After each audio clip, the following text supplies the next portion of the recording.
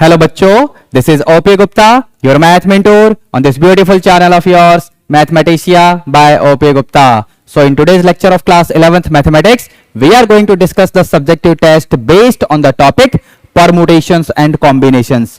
ठीक है बच्चों, before I begin today's lecture, let me tell you about one important thing. I have already discussed the MCQ test based on every topic of class 11th mathematics. आप इन सभी lectures के link इस video के description box में देख सकते हैं और अपनी क्लास 11th मैथ की प्रिपरेशन को स्ट्रांग बना सकते हैं. ठीक है बच्चों, अब इससे पहले कि मैं लेक्चर में आगे बढ़ूं, आप लोगों के साथ मैं एक इंपॉर्टेंट इंफॉर्मेशन शेयर करना चाहता हूं. It is regarding our class 11th math mission and CBSE Yoddha sample paper book. So let me tell you about these books also. Here is one important information for all of you. अगर आप लोगों ने अभी तक math mission books purchase नहीं की हैं class 11th के लिए, तो आप लोग किस बात का वेट कर रहे हैं? Math mission book will contain MCQ type of questions. Apart from that, case study questions are also given in the book. Assertion reason type questions are also given in the book. Moreover, for each and every chapter, detailed theory and examples are also provided in the math mission book. In addition to that, for each and every chapter you are going to get subjective type of questions also along with the answer. But if you need step by step detailed solution for each questions given in the math mission book, then you can buy solution of math mission book of class 11th also. Once you are done with your entire syllabus, then you would like to do the sample papers based on the full syllabus for class 11th mathematics. So here we have CBSE sample papers based on Yoddha test series. This book will have 8 fully solved sample papers and 3 unsolved sample papers. The link of a few sample papers in PDF can be seen in the description box of this video also. Now if you are wondering how to buy these books, well, you can see the description box of this video for Amazon and Flipkart link. Moreover, to buy the books at discounted price, you can contact us on the given WhatsApp number. Right? So we are on mission, Math Mission. मुझे पूरी उम्मीद है कि आप लोगों ने इस channel को सब्सक्राइब तो कर ही लिया होगा. अगर नहीं किया है सब्सक्राइब, तो फटाफट सब्सक्राइब करके बेल नोटिफिकेशन को भी प्रेस कर लेना, ताकि हर इंपॉर्टेंट वीडियो की अपडेट आप लोगों को टाइम टू टाइम मिलती रहे. मोरओवर, आप इस पर्टिकुलर वीडियो को लाइक करके अपने सभी क्लासमेट्स को भी शेयर कर देना. ठीक है बच्चों, अब आगे बढ़ते हैं और आज की क्लास फाइनली शुरू कर लेते हैं. So here we have today's test based on the topic permutations and combinations. आज के टेस्ट के सॉल्यूशन का डिस्कशन शुरू करते हैं बच्चों. Starting from question 1. Initial 5 questions 2 marker हैं. उसके बाद हमारे पास 3 मार्कर एंड 4 मार्कर क्वेश्चंस भी होंगे. 4 मार्कर यानी case study type, and at the end 5 marker questions भी होंगे. ये सभी क्वेश्चन सब्जेक्टिव टाइप के होने वाले हैं. ठीक है बच्चों, MCQ टेस्ट के बारे में मैं ऑलरेडी आपको बता चुका हूं वीडियो की स्टार्टिंग में. इस वीडियो का डिस्क्रिप्शन बॉक्स चेक कर लेना, आपको हर चैप्टर के MCQ टेस्ट का लिंक मिल जाएगा. ठीक है, तो क्वेश्चन 1 में फिलहाल क्या बोला हुआ है देख लेते हैं. यहां पर how many 3 digit even numbers can be generated using the digits 2, 3, 4, 5 and 6 if repetition is not allowed. Repetition allowed नहीं है. आपको 3 डिजिट के इवन नंबर्स जनरेट करने हैं बाय यूजिंग दीज डिजिट्स. अब ये टोटल कितने डिजिट्स हैं बेटा? Number of digits. एक बार काउंट कर लो कितने हैं. तो ये बेसिकली 5 डिजिट्स हैं. ध्यान से देख लो, 2, 3, 4, 5, 6. ओके, इवन नंबर बनाने हैं, वो भी 3 डिजिट के. तो हम यहां पर क्या करेंगे? 3 बॉक्सेस क्रिएट करेंगे. ओके, ऐसे. डन. अगर कोई भी नंबर इवन नंबर होगा तो उसका यूनिट प्लेस पे इवन डिजिट होना चाहिए. इवन डिजिट का मतलब क्या हुआ? 0, 2, 4, 6 या 8 में से कोई सा भी एक डिजिट यहां पर प्रेजेंट होगा, यानी यूनिट प्लेस पे प्रेजेंट होगा, तो वो नंबर इवन नंबर हो जाएगा. ठीक है, अब हमारे क्वेश्चन में out of these digits only 2, 4 and 6 are available, जैसा कि यहां पर आपको दिख रहा होगा 2, 4 एंड 6. ठीक है, that means unit place can be filled in 3 ways. By using 2 और 4 और 6. जो मैंने आपको एक्सप्लेन किया वो आपको लिखना होता है. मतलब क्या लिखोगे? For a 3-digit number to be even, its unit place must be filled by even digit. out of which we have only 3 digits available, that is 2, 4 and 6. Therefore unit place can be filled in 3 ways. ये सब आपको लिखना पड़ेगा, subjective test है इसलिए मैं फिलहाल आपको एक्सप्लेन कर रहा हूं, ध्यान से देखते रहना। तो यहां पर आपको इस बॉक्स को फिल करने के 3 तरीके मिलेंगे, 3 वेज मिलेंगे।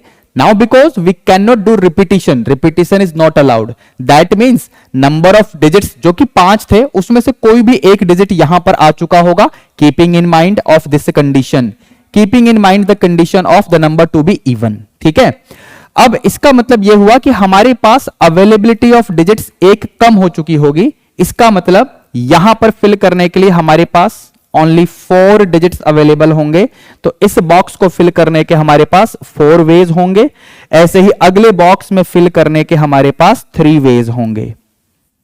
बात समझ आ रही है? रिपीटिशन अलाउड नहीं है, इसलिए नंबर ऑफ डिजिट्स कम होते जाएंगे। ठीक है, तो दैट मींस यहां पर total number of 3 digit, total number of 3 digits even numbers कितने बनेंगे? 4 इंटू 3 इंटू 3 यानी 36। So this is the answer of question number 1। ये ध्यान रखना, मैंने स्टेटमेंट के बारे में क्या बताया था, सब्जेक्टिव क्वेश्चन है तो आपको स्टेटमेंट लिखनी पड़ेगी। जो बातें मैं समझा रहा हूं उसको आपको प्रॉपरली यहां पर लिखना पड़ेगा। ठीक है, फिलहाल यहां पर क्वेश्चन 1 का आंसर आपके सामने आ चुका है, यानी 36 ऐसे नंबर्स होंगे जो कि 3 डिजिट के इवन नंबर होंगे, जिनको हम इन सभी डिजिट्स की हेल्प से बना सकते हैं, कीपिंग इन माइंड कि रिपीटिशन अलाउड नहीं होना चाहिए। ठीक है, अब आगे बढ़ेंगे नेक्स्ट क्वेश्चन यानी क्वेश्चन नंबर 2 की तरफ। So now we have question number 2 here. इसमें क्या बोला हुआ है, how many different signals can be generated by using 5 flags of different colours if a signal requires the use of at least 2 flags. मतलब आपके पास टोटल 5 फ्लैग्स हैं, signal बनाने के लिए आपको कम से कम 2 फ्लैग्स की जरूरत होने वाली है, यानी 2 फ्लैग्स यूज करेंगे आप, या फिर 3 फ्लैग्स यूज करेंगे, या फिर 4 फ्लैग्स यूज करेंगे, या 5 फ्लैग यूज करेंगे। आप 6 फ्लैग्स यूज नहीं कर सकते हैं क्योंकि आपके पास टोटल 5 फ्लैग्स ही अवेलेबल हैं। ठीक है, तो यहां पर अगर हम 2 फ्लैग्स यूज करेंगे तो देखो ऐसे होगा, eight this position 5 flag available हैं, यानी 5 वेज आर देयर। ठीक है, और अगली पोजीशन के लिए 1 फ्लैग कम हो जाएगा, यानी 4 ways will be there in which we can put the flag at this position. ठीक है, तो यहां पर नंबर ऑफ सिग्नल कितने बनेंगे?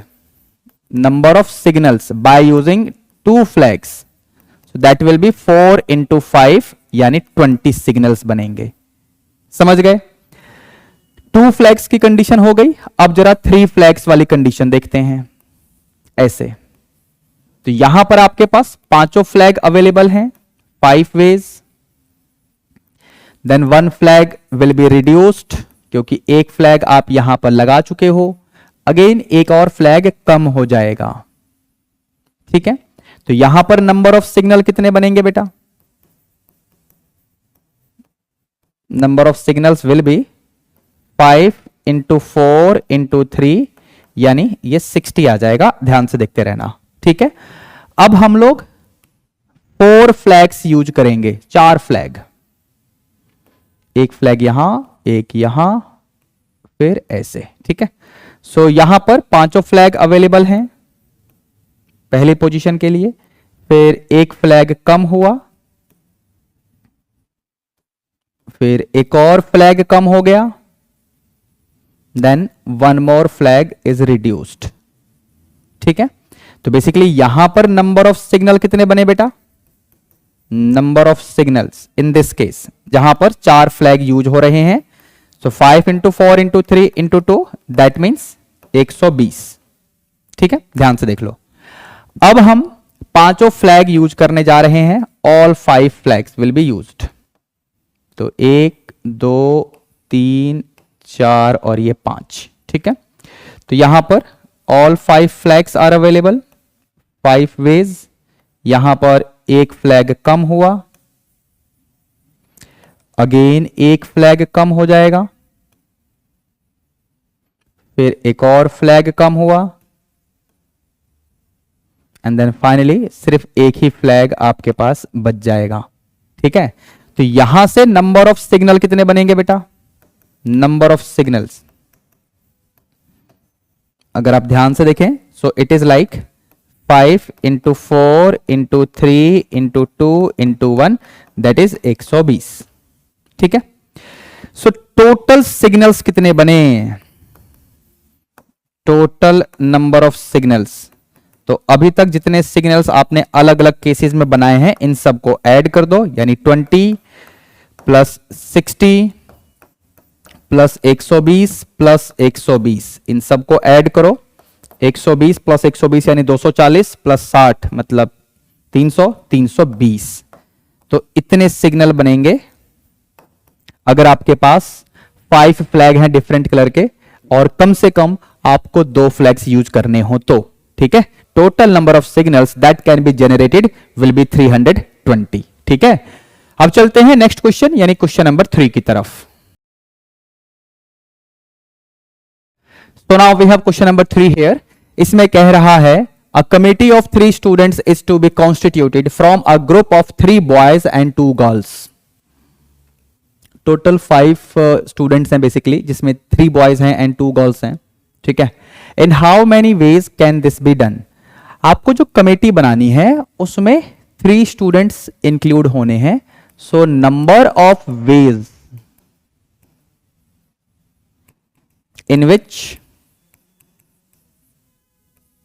in which the committee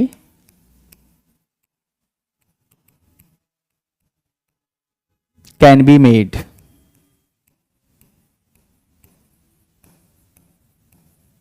अब एक्चुअली आपके पास टोटल 5 स्टूडेंट्स हैं और 5 में से आपको 3 स्टूडेंट्स चाहिए होंगे कमेटी बनाने के लिए, तो इन 5C3 ways this committee can be made. इसको अगर हम कैलकुलेट करें तो ये बन जाएगा 5C2 यानी 5 into 4 upon 2 factorial, so that is 10।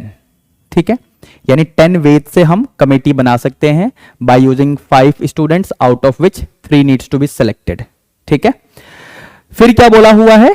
How many of these committees would consist of 1 girl and 2 boys? Number of veg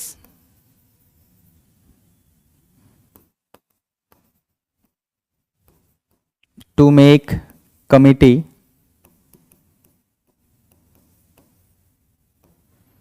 using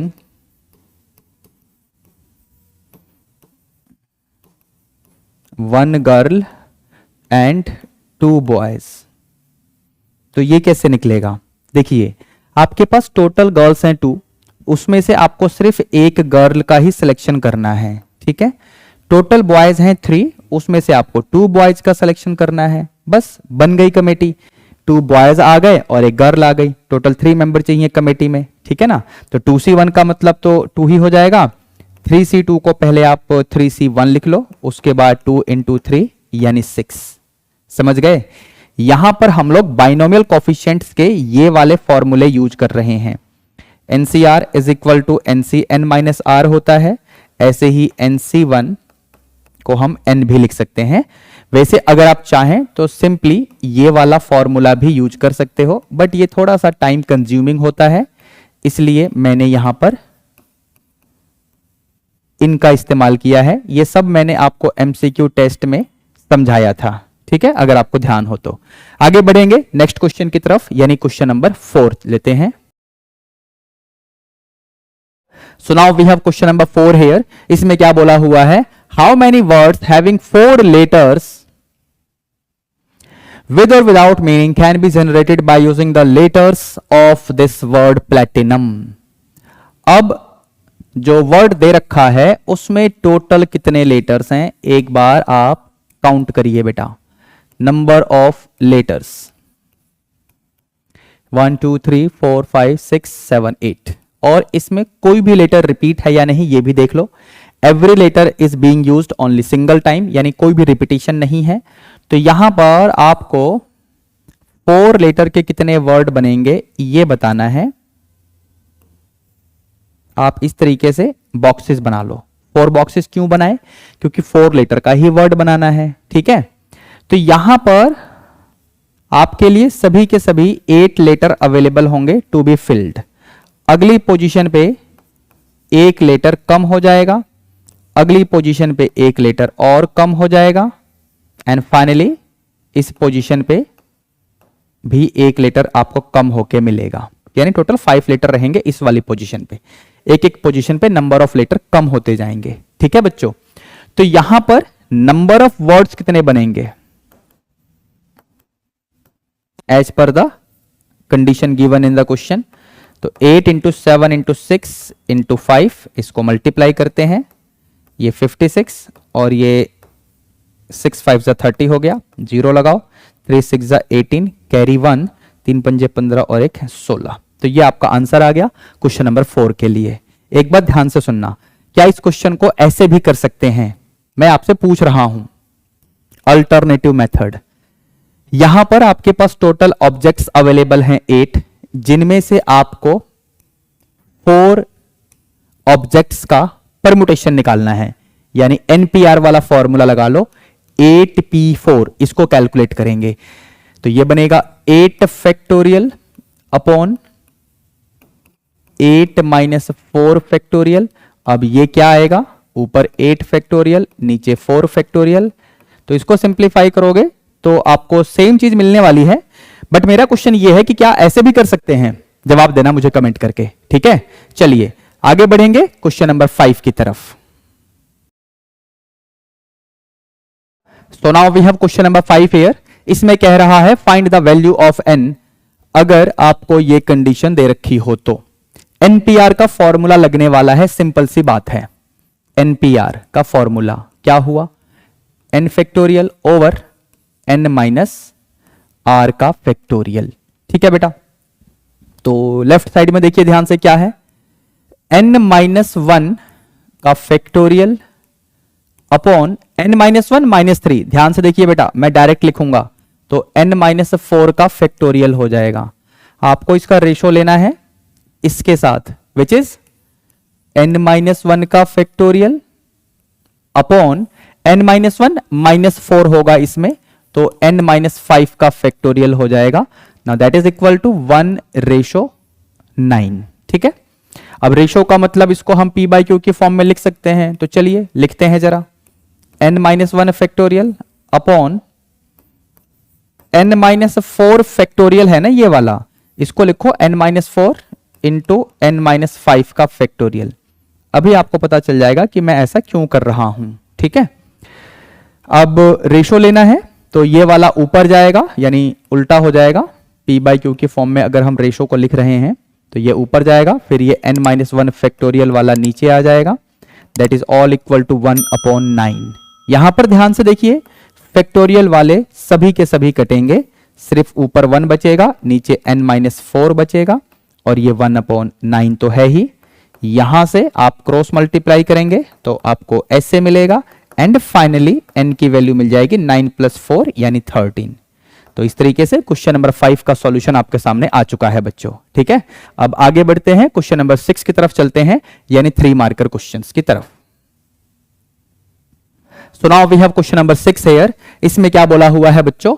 find the number of ways in which 8 Indians, 6 Americans and 4 Englishman can be seated in a row so that all the persons of the same nationality sit together. हमारे पास 8 Indians हैं, 6 Americans हैं and 4 Englishman हैं, यानी 3 different nationality के persons आपके पास available हैं। तो इनमें से हमें सेम नेशनैलिटी के पर्सन्स को एक साथ ही बिठाना है। तो 8 इंडियंस को हम एक जगह रख देंगे, एक रो में बिठाना है, ध्यान रखना। तो 8 इंडियंस को हम एक साथ बिठा देंगे, ठीक है। फिर 6 अमेरिकन्स को भी हम एक जगह बिठा देंगे, एंड देन चारों इंग्लिशमैन को भी हम एक साथ बिठा देंगे।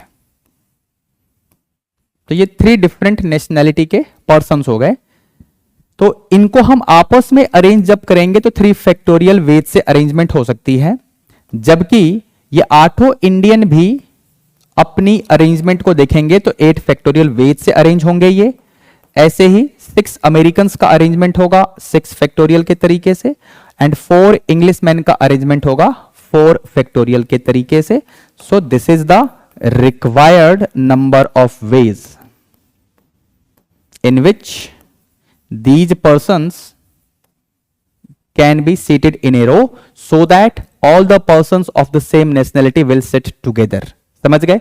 अब इसको कैलकुलेट करेंगे। 3 फैक्टोरियल का मतलब हो गया 6, समझे? 3 इंटू 2 इंटू 1। ऐसे ही 8 फैक्टोरियल का मतलब हो जाएगा 40, 320, समझे कि नहीं? 8 into 7 into 6 into 5 into 4 into 3 into 2 into 1, कर लो मल्टीप्लाई, यही आएगा। 6 फैक्टोरियल का मतलब हो जाएगा 720 एंड 4 फैक्टोरियल का मतलब हो जाएगा 24। ठीक है, अब इस पूरे को मल्टीप्लाई करने के बाद फाइनल आंसर क्या आएगा ये आप मुझे कमेंट करके बताने वाले हो। ठीक है, चलिए मैं आपका वेट करूंगा।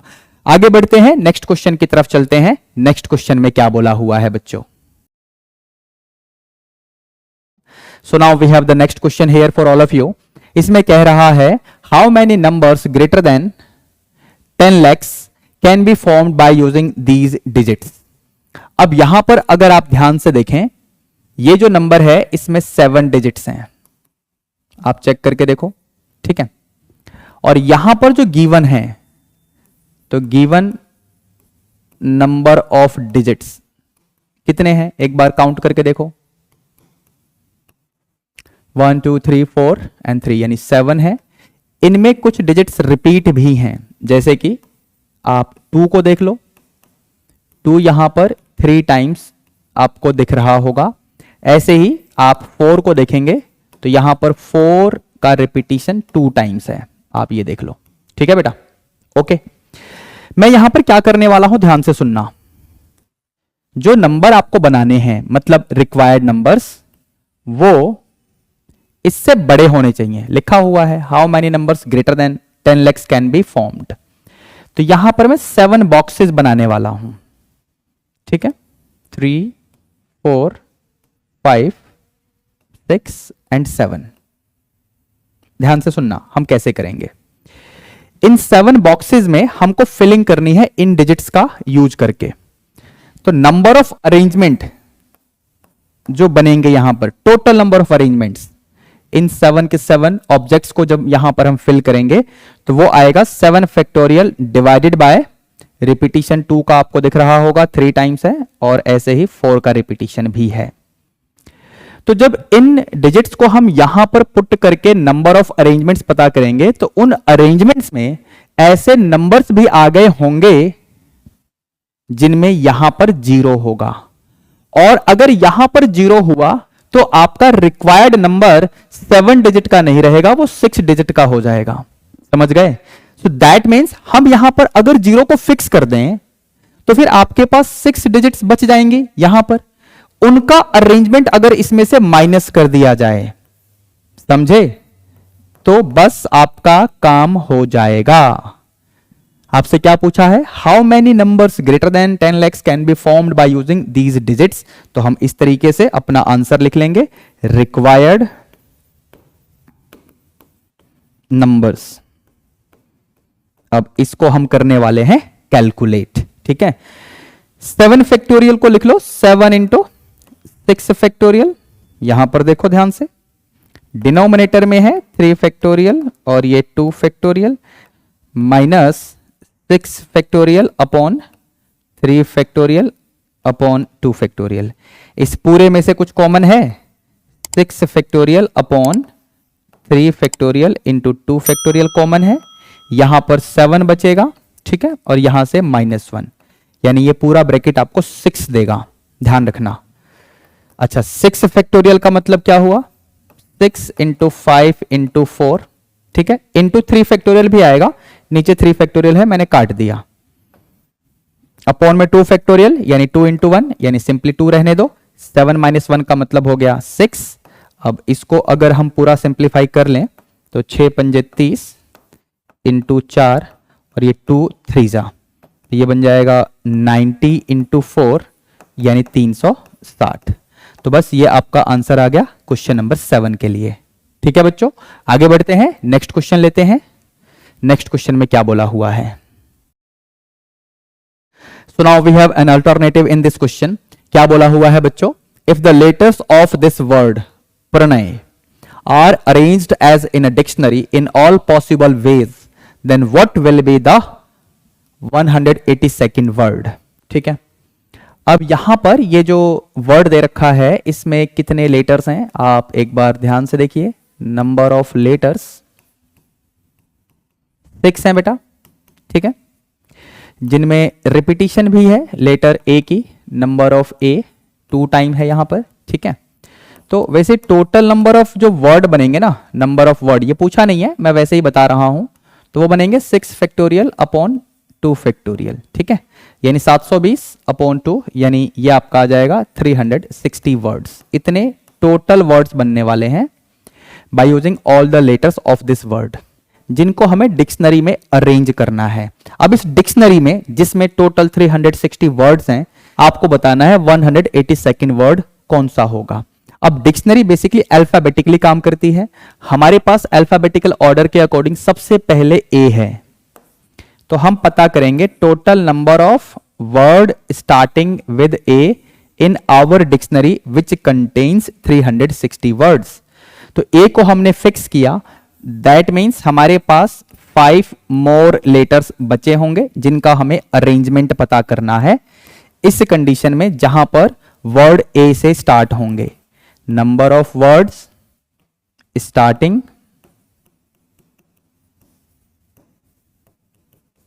With A. ठीक है, तो 5 फैक्टोरियल हो जाएगा ये तो डायरेक्टली, यानी 120। ठीक है बच्चों, अब इसके बाद डिक्शनरी में अल्फाबेटिकल ऑर्डर के अकॉर्डिंग हम बी को देखेंगे। बी आपके पास नहीं है, सी डी ऐसे आप बोलते हुए जब पहुंचेंगे तो आपको एन मिलेगा अल्फाबेटिकल ऑर्डर के अकॉर्डिंग, यानी एन को आप फिक्स करेंगे। तो एन को आप फिक्स करेंगे तो अगेन हमारे पास 5 लेटर्स बचेंगे जिनका हमको अरेंजमेंट पता करना है। लेकिन एक बात का ध्यान रखना कि अब इन 5 लेटर में A has been used 2 times, in 5 letters में जिनका हम अरेंजमेंट निकालने जा रहे हैं। So number of words starting with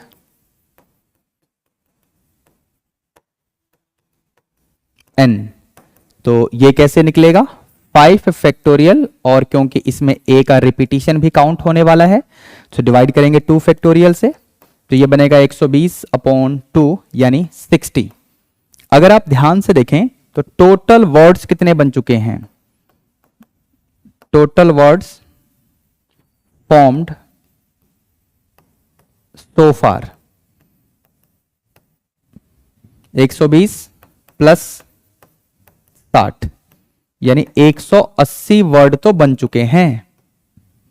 आपको पहुंचना है 182nd वर्ड पर। सो क्लियरली अब जो अगला वर्ड होगा यानी 181st वर्ड, ये अल्फाबेटिकल ऑर्डर के अकॉर्डिंग ओ से शुरू होना चाहिए, बट आपके पास ओ नहीं है तो फिर पी से शुरू होना चाहिए, आपके पास पी है। तो हम यहां पर P को फिक्स करेंगे अल्फाबेटिकली ऑर्डर के अकॉर्डिंग। फिर हम A को देखेंगे, again we have another A। फिर इसके बाद हम देखेंगे तो हमारे पास N है, and then R and then Y। ठीक है, तो फिर 182nd वर्ड क्या आएगा? अल्फाबेटिकल ऑर्डर के अकॉर्डिंग PAANRY लिखोगे तो फिर से पीछे वाला आ जाएगा, मतलब YR। तो यही आपका आंसर हो जाएगा क्वेश्चन नंबर 7 के अल्टरनेटिव का। ध्यान से देखो मैंने यहां पर क्या किया है आप लोगों के लिए। ठीक है बच्चों, अब आगे बढ़ेंगे क्वेश्चन नंबर 8 की तरफ, यानी केस स्टडी टाइप के क्वेश्चन की तरफ।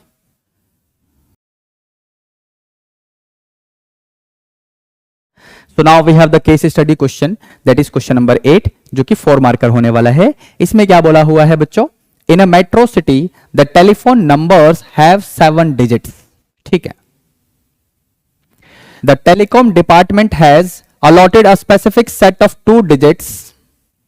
Both must not be 0, which is to be used as the first 2 digits of all the telephone numbers. ठीक है, based on the information given above, answer the following questions. तो यहां पर दो question आपको दिख रहे होंगे, इनका हमको आंसर करना है बेसिकली इस इंफॉर्मेशन का इस्तेमाल करके। ठीक है, बेसिकली यहां पर बोला गया है कि टेलीकॉम डिपार्टमेंट 7 डिजिट्स के टेलीफोन नंबर्स बनाना चाहता है जिसके इनिशियल 2 डिजिट को ये फिक्स कर देगा जो कि 0 नहीं होंगे। ठीक है, चलिए पढ़ते हैं जरा क्या बोला हुआ है ए पार्ट में।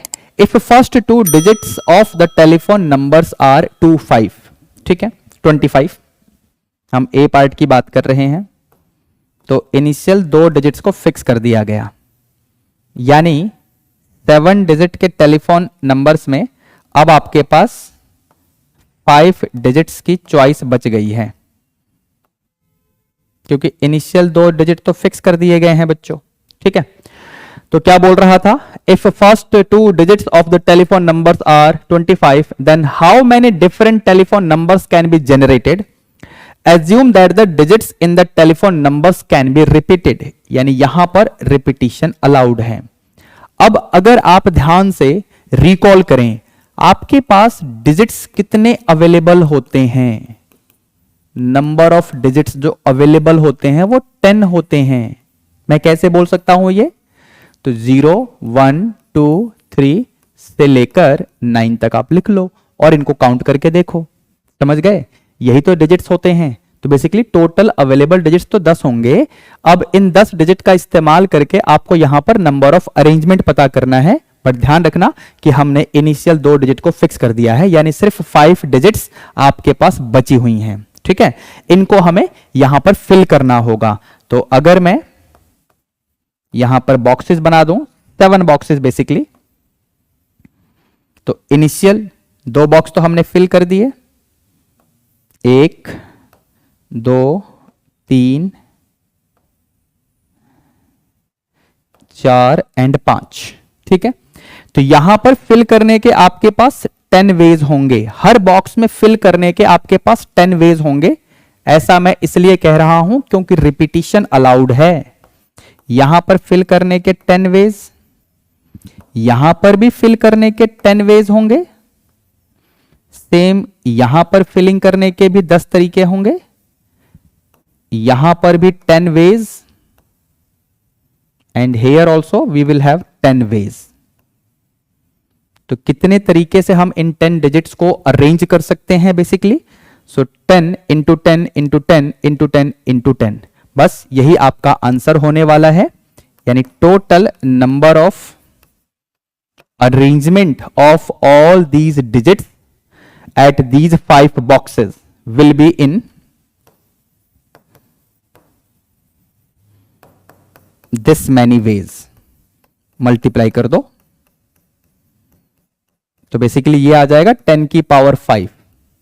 तो इतने टेलीफोन नंबर्स बन सकते हैं 7 डिजिट वाले, जिसके इनिशियल 2 डिजिट ये रहे 2 एंड 5, और बचे हुए डिजिट्स में कुछ भी आ सकता है जिनमें रिपीटिशन अलाउड है। ठीक है बेटा, अब इसके बाद हम जरा बी पार्ट को देखेंगे।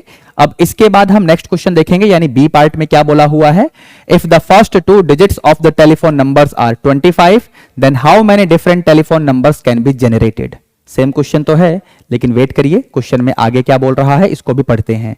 Assume that the digits in the telephone numbers cannot be repeated, यानी यहां पर repetition of digits is not permitted।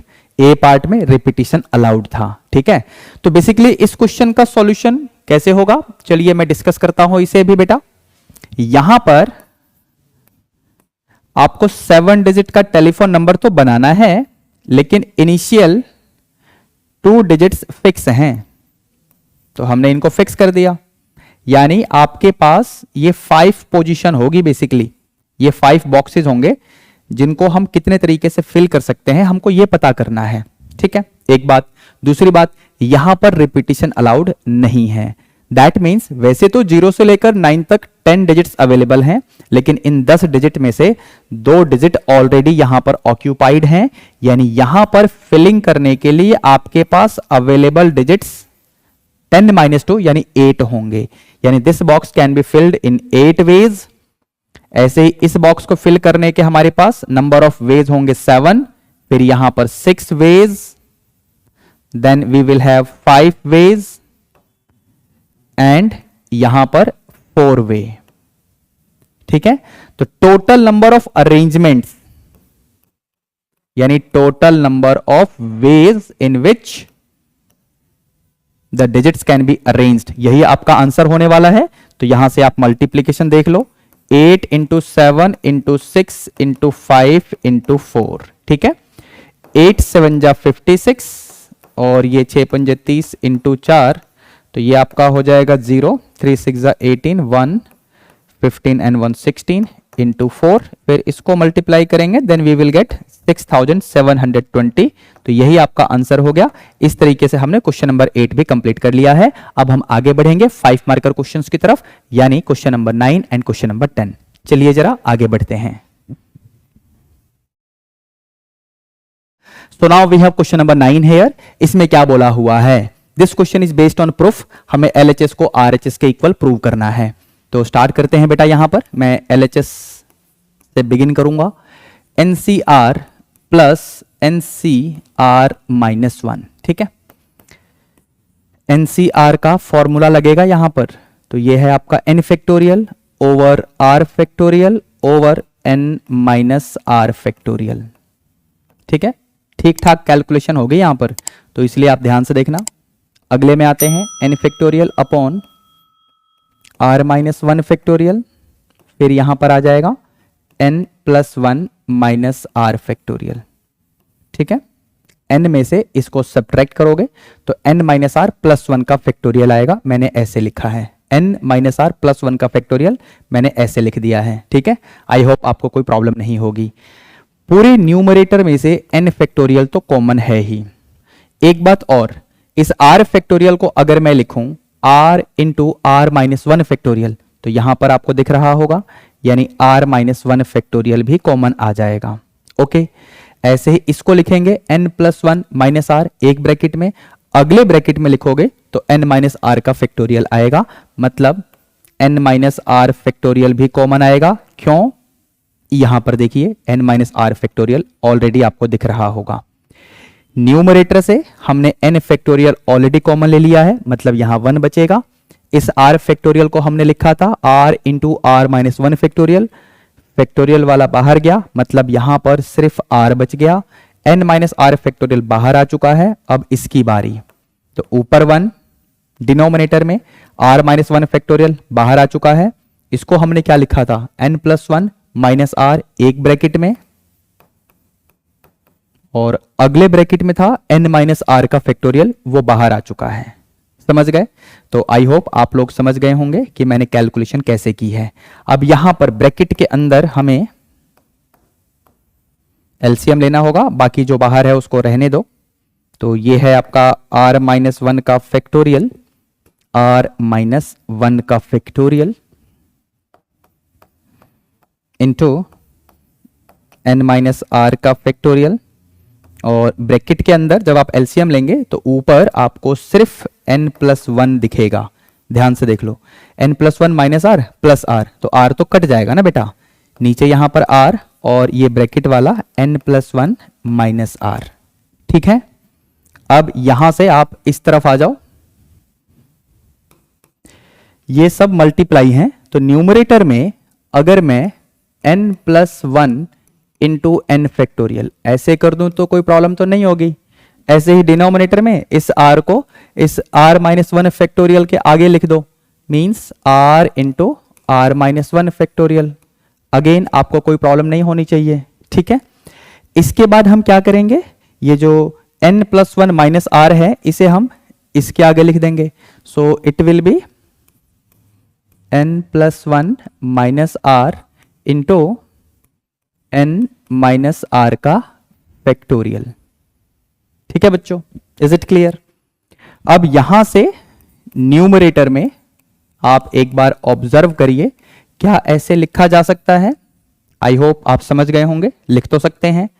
ऐसे इन दोनों को r into r minus 1 factorial को अगर हम कंबाइन करेंगे तो ऐसे लिख सकते हैं। आई होप आप समझ गए होंगे। फिर इन दोनों को देखो, इन दोनों को, तो इन्हें आप लिख सकते हैं n प्लस 1 माइनस r का फैक्टोरियल। अगेन आई होप आप समझ गए होंगे, ठीक है। अब यहां से अगर आप ध्यान से देखें, so we can write it like this, and this is what is given in your RHS। यहां पर आप देख सकते हैं so that means LHS is equal to RHS। Question number 9 का सॉल्यूशन आपके सामने आ चुका है बच्चों, ठीक है। अब आगे बढ़ेंगे, इस क्वेश्चन में एक अल्टरनेटिव है, उसको भी देख लेते हैं जरा। So now we have the alternative of question number 9। इसमें भी बेसिकली प्रूफ बेस्ड क्वेश्चन है, आपको इसे इसके इक्वल प्रूव करना है। तो यहां पर भी हम LHS लेकर अपना काम शुरू करने वाले हैं बेटा।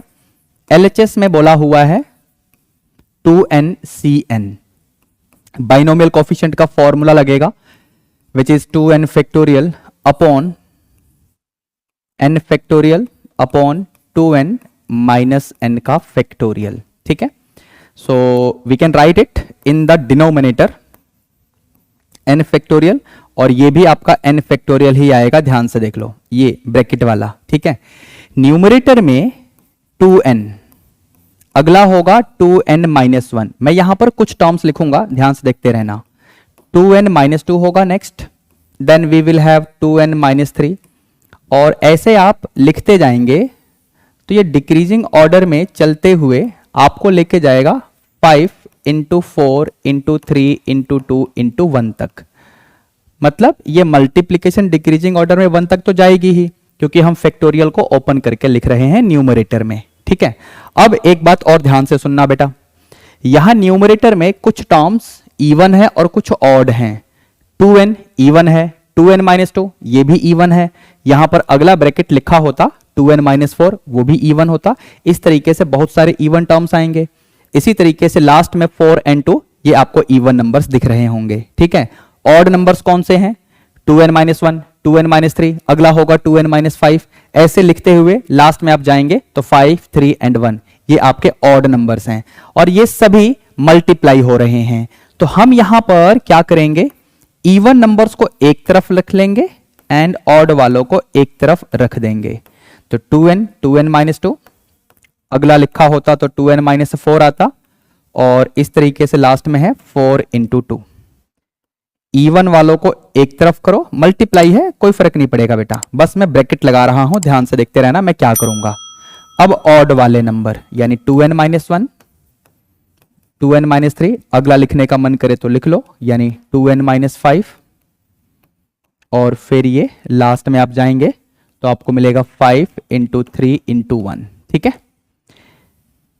डिनोमिनेटर में आ जाओ, जो है उसको एज इट इज रहने दो, यानी n factorial into n factorial, ठीक है। अब एक बात ध्यान से सुनना बच्चों, सभी इवन नंबर्स में से हम एक बार 2 तो कॉमन ले ही सकते हैं, ये तो पता होना चाहिए आपको, क्योंकि इवन नंबर्स का मतलब क्या होता है, वो नंबर्स जो कि 2 की टेबल में आते हों, ठीक है बच्चों। अब यहां पर न्यूमरेटर में टोटल 2n नंबर्स थे, जिनमें से हमने इवन एंड ऑड नंबर्स को अलग अलग कर दिया, यानी यहां पर टोटल n नंबर्स होंगे और यहां भी टोटल n नंबर्स होंगे। जो पहले ब्रैकेट के नंबर्स हैं वो हैं इवन नंबर्स, ठीक है। और ये सभी नंबर्स यहां पर या फिर यहां पर ये सभी नंबर्स मल्टीप्लाई हो रहे हैं। तो अगर मैं फर्स्ट ब्रैकेट की बात करूं जिसमें इवन नंबर्स हैं, तो यहां पर total n even numbers multiply हो रहे हैं। हर इवन नंबर में से अगर मैं एक बार 2 कॉमन लेने लगूं तो 2 इंटू 2 इंटू 2 कितनी बार मल्टीप्लाई होता हुआ दिखेगा, तो n टाइम्स मल्टीप्लाई होता हुआ दिखेगा। 2 को n टाइम्स मल्टीप्लाई करोगे तो 2 की पावर n लिख सकते हैं, समझ गए। और इस ब्रैकेट में क्या होगा, क्योंकि आपने हर इवन नंबर में से एक बार 2 कॉमन ले लिया है, तो यहां पर मिलेगा n, यहां पर मिलेगा n माइनस 1, यहां पर मिलेगा n माइनस 2, और ऐसे ही ये 4 इंटू 2 यानी 2 इंटू 1 हो जाएगा। तो पहला वाला ब्रैकेट इस तरीके से होगा। दूसरे वाले ब्रैकेट में हम टर्म्स को रीअरेंज करके लिखेंगे, ये मल्टीप्लीकेशन है, अगर आप इसमें ऑर्डर चेंज भी कर देंगे तो कोई फर्क नहीं पड़ेगा। 1 इंटू 3 इंटू 5 इंटू लास्ट में आपका 2n minus 3 into 2n minus 1, ठीक है। 2n माइनस 5 वाला मैंने नहीं लिखा, आपका मन करे तो लिख लेना, ठीक है बेटा। डिनोमिनेटर में आ जाओ, डिनोमिनेटर में 2 बार n फैक्टोरियल है, लेकिन अब मैं एक काम और करूंगा, एक n फैक्टोरियल को ऐसे ही रहने दो, दूसरे n फैक्टोरियल को ऐसे लिखो, n minus 1, n minus 2, last में 2 इंटू 1। तो अगर आप समझ गए हो तो ये पूरा आपके न्यूमरेटर में आपको दिख रहा होगा, मतलब ये कैंसल हो जाएगा, ठीक है, इसके बाद क्या बचेगा, let me right that for you also. तो आपको मिलेगा 1 इंटू 3 इंटू 5 से लेकर 2n-1 upon n factorial into में 2 की पावर n, और यही आपका RHS है। ध्यान से देख लो, जो आपको प्रूव करना था वो आपके सामने आ चुका है। ठीक है बच्चों, तो क्वेश्चन नंबर 9 का अल्टरनेटिव भी हो चुका है। अब हम इस टेस्ट का लास्ट क्वेश्चन लेंगे, यानी क्वेश्चन नंबर 10। आगे बढ़ते हैं बच्चों, क्वेश्चन नंबर 10 में क्या है देख लेते हैं जरा। So now we have question number 10 here. इसमें क्या बोला हुआ है बच्चों, find the number of arrangements of the letters of this word YouTuber. ठीक है, तो इस वर्ड में टोटल कितने लेटर्स हैं, सबसे पहले हम ये काउंट कर लेंगे। एक बार आप ध्यान से देखिए, 1 2 3 4 5 एंड 3, यानी 8 लेटर्स हैं, और इनमें आपको रिपीटिशन भी दिख रही होगी। यू की रिपीटिशन है 2 टाइम्स। ठीक है, तो सबसे पहले आपको यहां पर क्या बताना है, total number of arrangements of the letters of this word. तो इसका आंसर यहां पर मैं डायरेक्टली डिक्लेयर कर रहा हूं, 8 फैक्टोरियल डिवाइडेड बाय 2 फैक्टोरियल। इसको सिंप्लीफाई करके जो भी आंसर आएगा ये आप मुझे कमेंट करके बताना। ठीक है बच्चों, अभी आपका क्वेश्चन नंबर 10 खत्म नहीं हुआ है, इसमें अभी 3 सब पार्ट्स भी हैं, A, B एंड C। इनमें क्या है इसको भी देख लेते हैं। In how many of these arrangements do the words start with R? तो सबसे पहले पार्ट में आपको यह बताना है कि कितने वर्ड्स R से शुरू होंगे। तो हमने R को फिक्स किया, टोटल लेटर्स 8 थे, एक लेटर फिक्स हुआ, तो 7 लेटर्स यहां पर बचे हुए हैं। ठीक है, जिनमें रिपीटिशन भी है U का 2 टाइम्स। तो यहां पर नंबर ऑफ वर्ड्स यानी number of arrangements of 7 letters, 7 factorial upon 2 factorial, इस तरीके से आएगा। इसका भी फाइनल आंसर जो भी आएगा ये आप मुझे कमेंट करके ही बताना। ठीक है, ये आपके लिए मैं छोड़ दे रहा हूं सिंप्लीफिकेशन वर्क। ओके बच्चों, अब इसके बाद जरा हम बी पार्ट को देखते हैं। बी पार्ट में बोल रहा है, in how many of these arrangements do the vowels never occur together. ठीक है, तो यहां पर किस तरीके से होगा ध्यान से समझना बच्चों। सबसे पहले हम ये देखेंगे कि हमारे पास वोवल्स कौन कौन से हैं। वोवल्स का मतलब हुआ ए, ई, आई, ओ, यू। ठीक है, तो आपके पास ए तो नहीं है बट ई है, देन आई भी नहीं है बट ओ है, and then we have U also, वो भी 2 बार है। ठीक है, तो हम सबसे पहले यहां ये पता करने वाले हैं कि ऐसे कितने वर्ड्स होंगे जिनमें वोवल्स एक साथ आएंगे, टुगेदर आएंगे। सबसे पहले हम ये पता करेंगे। ठीक है, ध्यान से सुनना, मैं कैसे एक्सप्लेन करूंगा। तो हमने इन सभी वोवल्स को एक साथ रख दिया क्योंकि हम ये पता करने वाले हैं कि how many arrangements are there in which all the vowels occur together. ठीक है, जब ये हम निकाल लेंगे तो इसे हम माइनस कर देंगे इसमें से, यानी टोटल नंबर ऑफ वर्ड्स कितने बने उसमें से हम माइनस कर देंगे total number of words in which all the vowels occur together. तो बस हमारा काम हो जाएगा, यानी total number of words in which vowels never occur together हमको मिल जाएगा। ठीक है, तो हमारे पास जो गिवन वर्ड था उसमें टोटल 8 लेटर हैं, जिनमें से 4 वोवल हैं, यानी 4 लेटर्स यहां पर बचे हुए हैं। तो अब ध्यान से सुनना, हम किस तरीके से अपना काम करेंगे। ये तो 4 ऑब्जेक्ट्स हैं, और इस पूरे को, जिसको हमें साथ रखना है, इस पूरे को हम सिंगल ऑब्जेक्ट की तरह ट्रीट करते हैं। तो 4 + 1 यानी 5 ऑब्जेक्ट्स हो गए। 5 ऑब्जेक्ट्स का अरेंजमेंट होता है ऐसे, 5 फैक्टोरियल। ठीक है, इन 4 ऑब्जेक्ट्स में किसी का रिपीटिशन तो है नहीं, तो छोड़ो, बट इस बात का ध्यान रखना कि जिसे आपने सिंगल ऑब्जेक्ट माना था उनको अगर हम ध्यान से देखें तो ये सिंगल ऑब्जेक्ट तो है नहीं, ये 4 ऑब्जेक्ट्स थे बेसिकली, तो ये भी तो आपस में अरेंज होंगे। तो 4 objects can be arranged in 4 factorial veg divided by, यहां पर ये जो ऑब्जेक्ट्स हैं इसमें रिपीटिशन भी है u का, तो डिवाइडेड बाय 2 फैक्टोरियल। जो u का रिपीटिशन है, u 2 बार है तो उसके फैक्टोरियल से डिवाइड कर दिया। ये हमने निकाला है, क्या निकाला है, number of words having vowels together. आपको क्या निकालना था? Number of words in which vowels will be never together. तो नंबर ऑफ वर्ड्स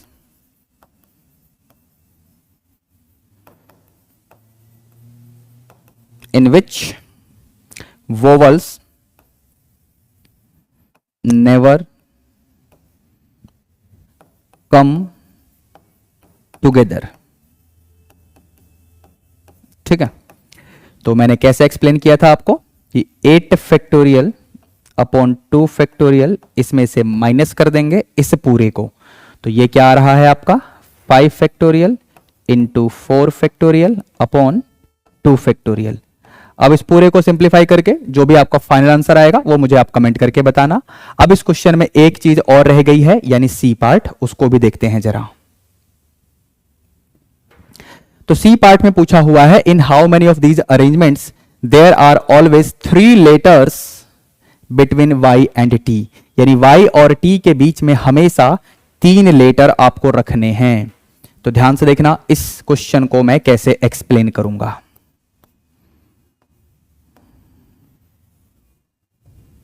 यहां पर हम टोटल 8 बॉक्सेस बनाने वाले हैं.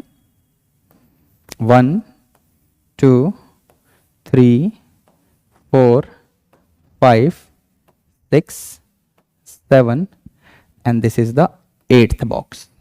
ठीक है, काउंट कर लो भले ही फिर से, 1 2 3 4 5 6 7 8. ठीक है, y एंड t के बीच में हमेशा आपको 3 लेटर रखने थे. तो एक पॉसिबिलिटी ये है. ठीक है, अगर आपने y को यहां फिक्स किया तो t को यहां भी फिक्स कर सकते हो. जानबूझ के मैंने y को अब ऐसे लिखा है और t को ऐसे लिखा है ताकि आप डिफरेंशिएट कर पाओ. तो एक तरीका ये भी हो गया, इसमें भी y और t के बीच में 3 लेटर आएंगे. ठीक है, अगर आपने y को यहां फिक्स किया होता तो t को यहां फिक्स कर सकते हो, यानी this is another way in which y और t के बीच में 3 लेटर्स आएंगे. ठीक है बच्चों, फिर इसके बाद अगर हम y को यहां लें तो y के बाद t हम यहां ले सकते हैं. अगेन y और t के बीच में 3 लेटर्स आएंगे. तो टोटल कितने तरीके हो गए बेटा? 1 2 3 और 4 तरीके से हम y और t को रख सकते हैं, सो दैट y पहले आए t बाद में आए और इन दोनों के बीच में 3 लेटर्स आए. ठीक है, लेकिन हमने y पहले रखा t बाद में रखा, t पहले रखकर y को बाद में भी कर सकते हैं. मतलब यहां पर हम 4 इंटू 2 फैक्टोरियल वे से y और t को रखकर इनके बीच में 3 लेटर्स को इनपुट कर सकते हैं. ठीक है, इतनी बात क्लियर हो गई. ओके, अब क्योंकि आपके पास टोटल 8 लेटर थे, जिसमें y और t के बारे में तो हमने पहले ही डिस्कस कर लिया, इनको हमने बॉक्स में फिल कर दिया है, यानी 6 लेटर और बच गए हैं. 6 लेटर्स को हम अरेंज करेंगे 6 फैक्टोरियल वेज से, और इनमें u का रिपीटिशन भी था, यानी डिवाइड कर देंगे 2 फैक्टोरियल से. ठीक है, तो ये क्या निकला? Total number of words that will be generated in which there are always 3 letters between y and t. ठीक है, अब इसको कैलकुलेट करके जो भी आपका फाइनल आंसर आएगा ये आप मुझे कमेंट करके बताना. ठीक है बच्चों, so this was the last question of today's test based on permutations and combinations. Here is one important information for all of you. अगर आप लोगों ने अभी तक मैथ मिशन बुक्स परचेज नहीं की हैं क्लास 11th के लिए, तो आप लोग किस बात का वेट कर रहे हैं? Math mission book will contain MCQ type of questions. Apart from that, case study questions are also given in the book. Assertion reason type questions are also given in the book. Moreover, for each and every chapter, detailed theory and examples are also provided in the math mission book. In addition to that, for each and every chapter you are going to get subjective type of questions also along with the answer. But if you need step by step detailed solution for each questions given in the math mission book, then you can buy solution of math mission book of class 11th also. Once you are done with your entire syllabus, then you would like to do the sample papers based on the full syllabus for class 11th mathematics. So here we have CBSE sample papers based on Yogha test series. This book will have 8 fully solved sample papers and 3 unsolved sample papers. The link of a few sample papers in PDF can be seen in the description box of this video also. Now if you are wondering how to buy these books, well, you can see the description box of this video for Amazon and Flipkart link. Moreover, to buy the books at discounted price, you can contact us on the given WhatsApp number. Right? So we are on mission, Math Mission. I hope आप लोगों को पूरा lecture अच्छे से समझ में आ गया होगा। तो देर किस बात की, फटाफट इस वीडियो को लाइक करके अपने सभी क्लासमेट्स को भी शेयर कर दो और इस चैनल को भी सब्सक्राइब कर लेना, ताकि हर इंपॉर्टेंट वीडियो की अपडेट आप लोगों को टाइम टू टाइम मिलती रहे। ठीक है बच्चों, चलिए मिलते हैं नेक्स्ट लेक्चर में। Till then be good, take care, all the best, bye bye.